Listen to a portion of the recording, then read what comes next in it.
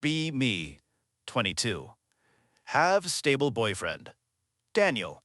He's kind, attentive, brings me coffee without being asked. The sort of guy who remembers my mom's birthday, even though I don't. We go on a beach trip, sunset walks, hand-holding. He keeps saying how happy he is just being with me. Airbnb with fairy lights. He cooked pasta the first night, bought wine, planned hikes, even brought a Polaroid to take our memories. He thinks this is peak romance. I'm smiling, but inside, bored. My brain runs on chaos fuel. Stability feels like static. Next day, Daniel sets a blanket, opens wine, talks about our future, our apartment, saving money. I nod. Meanwhile, I'm thinking about Nate's dumb grin, his stupid flirty banter at work, how he brushes my arm when handing papers. I'm on my phone scrolling Nate's stories. Nate's at the gym again, flexing. Caption, champions don't rest. Cringe. Also, why is my heart racing? Daniel, isn't it beautiful out here? Me, yeah. Looking at Nate's abs, not the ocean. Daniel kisses my forehead. I wish it felt like fireworks. It feels like a mild tea. Nice, but not addicting. Flashback, high school. Remember being 17, dating a nice boy who gave me his hoodie. I cheated with the older skater kid who smelled like Marlboro and danger. Told myself, nice is boring. History, meet repetition. Back in town. Nate starts DMing me more. Little jokes. Fire emojis. The kind of low-effort flirting that feels like a shot of espresso. Daniel keeps making dinner, asking if I'm okay, planning another trip. My replies, yeah, just tired. My internal monologue, he's too good. That's the problem. Real love should feel like a roller coaster, not a commuter train. Thursday night. Nate asks for drinks after work. I know what it means. I say yes anyway. Bar smells like sweat and cheap gin. Nate leans in, smirks. He's not deep. He's not even interesting. But he's dangerous adjacent, and I'm addicted to the performance. He brushes my arm like it's a secret. It feels like a jolt. Affair begins. Quick kisses in stairwell. Drunk Uber rides to his place. He calls me dangerous. I feel alive. Meanwhile, Daniel texts, sleep well, love. Dream of the ocean again. I leave him on red. Convince myself I'm young. I'm exploring. I'm finding myself. Weeks pass. Nate never plans anything. Always come over. Always last minute. Never asks about me, except if I'm on the pill.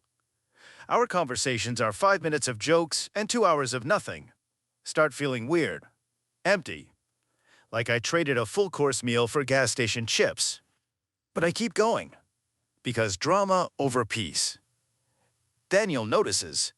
Asks softly if I'm okay. Offers to take chores off my plate. Buys sunflowers just because. I smile, pretend nothing's wrong, smell guilt in my hair. Inside I'm screaming, why aren't you yelling? Why aren't you more exciting? One night I'm in the shower. Nate texts something obscene. Daniel picks up my phone to move it off the counter. He sees. I come out wrapped in towel. He's sitting on the edge of the bed, phone in hand.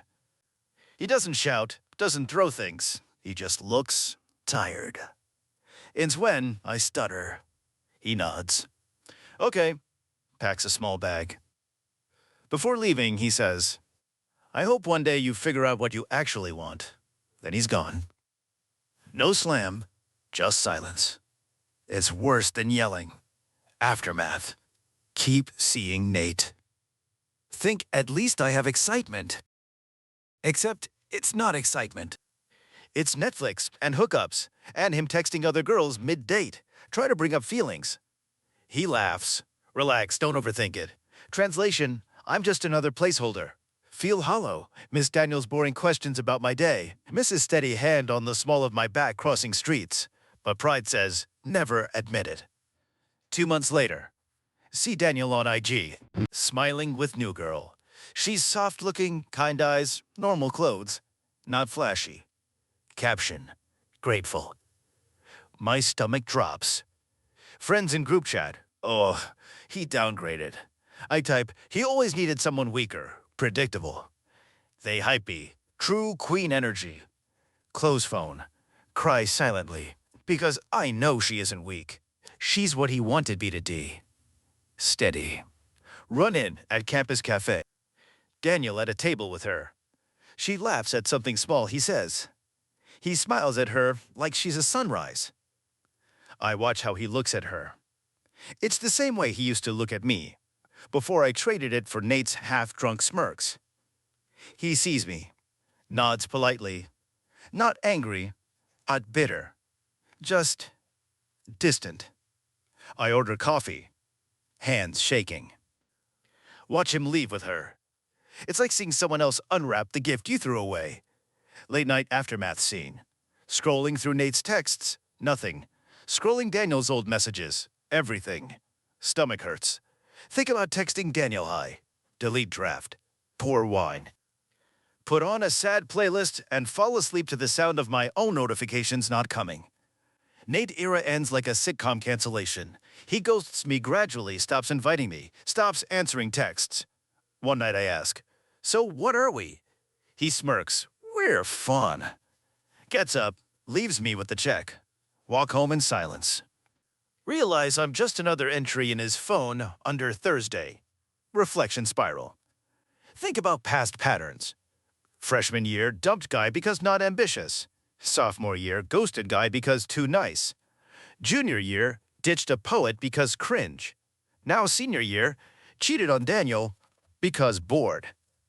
Result alone. To friends, I say Daniel couldn't handle me. He needed safety, I'm wildfire. He couldn't keep up. They cheer. Call the untamable.